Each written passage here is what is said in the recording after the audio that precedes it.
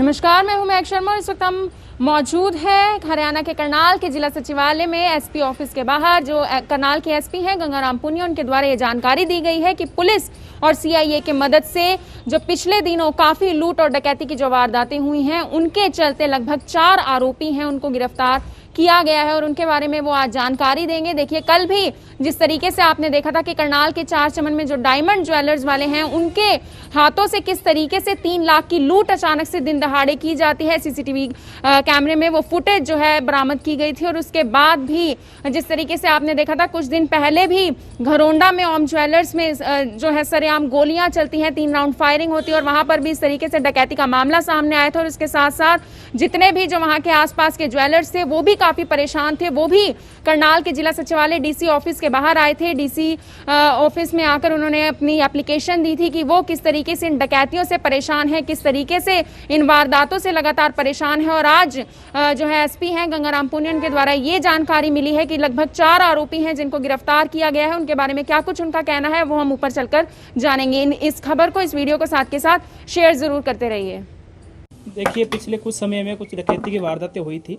इस संबंध में हमारी सीआईए की टीम ने महत्वपूर्ण सुराग जुटाते हुए अथक परिश्रम करते हुए 4 आरोपियों को गिरफ्तार किया है।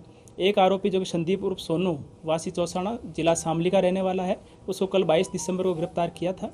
उससे हुई पूछताछ एवं हमारे जो संबंधित फाइलें हैं उस पर जो उपलब्ध साक्ष्य थे उसके आधार पर 3 और आरोपी गढ़ी जंजारा जिला सोनीपत के रहने वाले हैं और जिनके नाम राहुल, सुमित उर्फ काला व मोहित उर्फ काली है, उनको आज गिरफ्तार किया है। चारों आरोपियों को आज हम कोर्ट में पेश कर रहे हैं और जितने भी वारदातें जो उन्होंने कबूल की है और जिस अभियोग में हमने उनको अरेस्ट किया है उसमें जो भी रिकवरीज बनती है वो रिकवरी करने के लिए हम आज पुलिस रिमांड हासिल कर रहे हैं। अब तक हुई आरोपियों से पूछताछ के आधार पे वे हमारे पास में जितने भी एविडेंसेज अवेलेबल थे उसके आधार पे 6 वारदातों में उनकी भूमिका अभी तक सामने आई है। जो पहली वारदात थी वो 17 अगस्त 2019 को हुई थी, जिसमें अनाज मंडी करनाल में हथियार के बल पे 4 लाख और 10,000 रुपये छीने गए थे।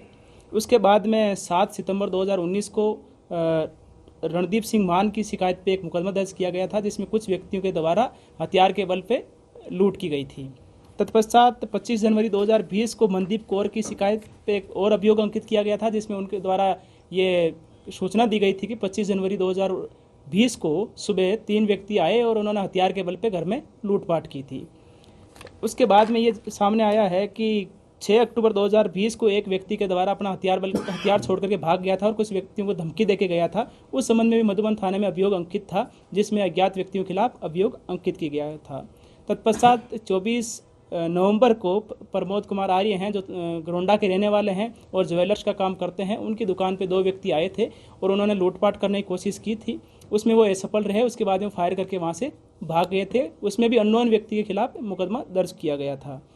अभी लेटेस्ट 5 दिसंबर 2020 को चौरा गांव में फर्जी आयकर अधिकारी बनकर के लूटपाट करने की कोशिश की गई थी जिसमें 2 व्यक्ति पहले गिरफ्तार किए जा चुके थे। उसमें भी इन आरोपियों की संलिप्तता सामने आई है। अब तक हमारे द्वारा इस गैंग के 4 व्यक्ति काबू किए जा चुके हैं। बाकी अन्य जितने भी गैंग मेंबर्स जो इन मामलों में इन्वॉल्व रहे हैं उसके बारे में भी हमारे पास में महत्वपूर्ण सूचनाएं उपलब्ध हो चुकी है और हमें उम्मीद है कि अन्य आरोपियों को भी जल्दी गिरफ्तार किया जाएगा। रिकवरी में सर क्या कुछ है? देखिए, अभी एक आरोपी कल गिरफ्तार किया गया था, 3 आरोपी आज गिरफ्तार किए गए हैं। हम पुलिस रिमांड हासिल कर रहे हैं और हमें उम्मीद है कि जितनी भी जो रिकवर्ड जो स्टोलन आइटम्स है वो हम रिकवर कर पाएंगे। किन धाराओं में मामला दर्ज है? देखिए, लूटपाट, डकैती इत्यादि की धाराओं में मुकदमा अंकित किए गए हैं। एक बात ये भी सामने आई है कि जहाँ पर भी ये लूटपाट करते थे इस संबंध में जो भी गाँव के आसपास का कोई व्यक्ति इनको महत्वपूर्ण सूचनाएं उपलब्ध कराता था जिसके बाद में ये उस घर की रेकी करते थे और रेकी के पश्चात वारदात को अंजाम देते थे। बूढ़ागढ़ा गांव में जो रेकी की गई थी उसमें भी एक शख्स को गिरफ्तार किया, गांव का मौजूद आदमी है वो भी। देखिए, अभी गिरफ्तार उसमें नहीं हुआ है लेकिन ये जरूर सामने आया है कि बूढ़ा खेड़ा वाली वारदात में और जो मान साहब की जो कोठी पे वो जो वारदात हुई है उसमें एक तेजेंद्र पाल सिंह का नाम व्यक्ति जो कि बूढ़ा खेड़ा का ही रहने वाला है उसके द्वारा सूचना उपलब्ध कराई गई थी। उसकी हम तस्दीक करवा रहे हैं और उसके आधार पर आगामी कार्रवाई करेंगे। सर, ये एक ही गैंग है या अलग अलग गैंग है? देखिए, सभी जितने भी है, किसी वारदात में 3 व्यक्ति इन्वॉल्व रहे हैं, किसी में 5 इन्वॉल्व रहे हैं, लेकिन ये सभी आपस में एक दूसरे को जानते हैं और उनके साथ ही मिलकर के वारदातों को अंजाम देते हैं। बैकग्राउंड क्या है सर इनकी? देखिए, इनमें जो अभी तक पकड़े गए हैं उनसे हमने पूछताछ करी है। उनके संबंधित जो थाना है उनसे हम अभी उनका रिकॉर्ड हासिल कर रहे हैं। ये सामने आया कि 3 व्यक्तियों का पूर्व आपराधिक इतिहास रहा है, एक का अभी तक आपराधिक इतिहास सामने नहीं आया है। शहर में बड़ी संख्या में कैमरे लगाने के पश्चात भी जो है ये डकैतियां और चोरियां नहीं रुक रही, उसके लिए क्या कहना है? देखिए, पुलिस के द्वारा अपने हिसाब से जितने भी प्रिवेंटिव स्टेप्स जो लिए जाने चाहिए थे इस प्रकार की वारदातों को रोकने के लिए, वो लिए जाते रहे हैं। पुलिस के द्वारा चाहे प्रभावी गश्त करना हो, चाहे सीसीटीवी कैमरों की मदद से निगरानी रखना हो, इत्यादि कार्रवाई हम करते रहते हैं। फिर भी कोई यदि वारदात होती है तो इस संबंध में हम अब तक परिश्रम करते हैं कि ऐसी वारदात जल्दी से जल्दी ट्रेस हो और आरोपी को पकड़ा जाए। कैमरे लगने के पश्चात भी अगस्त की जो डकैतियां हैं वो अब तक सॉल्व नहीं कर पाई पुलिस, और सीसीटीवी कैमरे काम नहीं कर रहे या उसके में कोई और प्रॉब्लम आ रही है? क्या दिक्कत आ रही है? देखिए, सीसीटीवी कैमरे काम कर रहे हैं और सीसीटीवी कैमरों की मदद से हमें महत्वपूर्ण सुराग भी मिलते हैं जिससे हम आरोपियों तक पहुंच पाते हैं। तो इसलिए हमारे लिए वारदातों को ट्रेस करने में भी महत्वपूर्ण साबित हो रहे हैं। सर, हाईवे पे लूट की वारदातें बढ़ती जा रही है, रात भी एक लूट हुई है। हाँ, देखिए, ये वारदात हमारे सामने भी आई है। हम ये इंश्योर करेंगे कि इस टाइम जब शाम के टाइम है और खासकर धुंध का जो समय होता है उसमें हाईवे पे पेट्रोलिंग और गहनता से की जाए ताकि वारदातों को भी रोकने में कामयाबी हासिल हो और सड़क दुर्घटनाओं को भी तुरंत अटेंड किया जा सके। सर, दक्षिणा कांड में 4 आरोपियों को दोबारा कोर्ट में पेश किया गया है सर। उन आरोपियों को कोर्ट में पेश किया गया है। आज हमने 2 आरोपी उसमें और गिरफ्तार किए हैं, राममेर और जसबीर नाम के। अब तक 6 आरोपी उसमें गिरफ्तार किए जा चुके हैं। सर, आपराधिक मामले ज़्यादा बढ़ रहे हैं, तभी आपने 20 कर्मचारी तबादले किए हैं।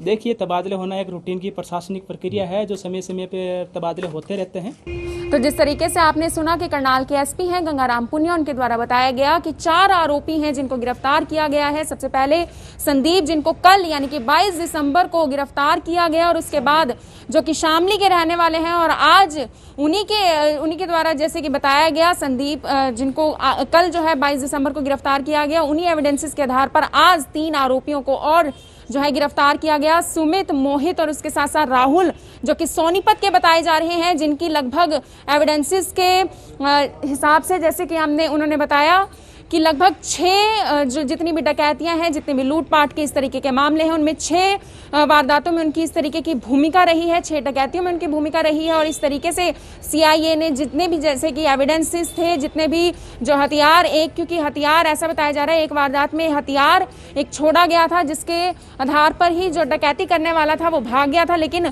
उसी हथियार से लगभग लोगों को डराया करता था और उसी के आधार पर उन 4 आरोपियों को अब गिरफ्तार कर लिया गया है। आज उनको कोर्ट में पेश किया जाएगा और रिकवरी के लिए रिमांड पर उनको लिया जाएगा, रिमांड की मांग की जाएगी और आगे भी उन पर इस तरीके की कार्रवाई की जाएगी। और जिस तरीके से कुछ दिन पहले भी करनाल की अनाज मंडी में डकैती की वारदात हुई थी और घरोंडा में भी ओम ज्वेलर्स पर जो है फायरिंग की गई और जो डकैती की वारदात की हुई थी, और इसी तरीके की बहुत सारी घटनाएं हैं जो लगातार करनाल और करनाल के आसपास जगहों पर हो रही हैं। ऐसे ही दिन दिहाड़े जो है लूटपाट के मामले आपको देखने को मिल रहे होंगे, डकैतियों के मामले देखने को मिल रहे होंगे, और अब करनाल की पुलिस और जो सीआईए है उनकी तरफ से एक बड़ी सफलता उनके हाथ लगी है। जो 4 आरोपी हैं उनको गिरफ्तार कर लिया गया है और आगे भी इसी तरीके की कार्रवाई लगातार जारी रहेगी। इन तस्वीरों को, इस खबर को जितना ज्यादा हो सके शेयर जरूर कीजिएगा। आप देख रहे हैं i24। मैं हूं आप सभी के साथ महक शर्मा, अपने सहयोगी रिंकू कौशिक के साथ। करनाल के जिला सचिवालय के बाहर की ये तस्वीरें हैं। इन तस्वीरों को जितना ज्यादा हो सके शेयर जरूर कीजिएगा। धन्यवाद।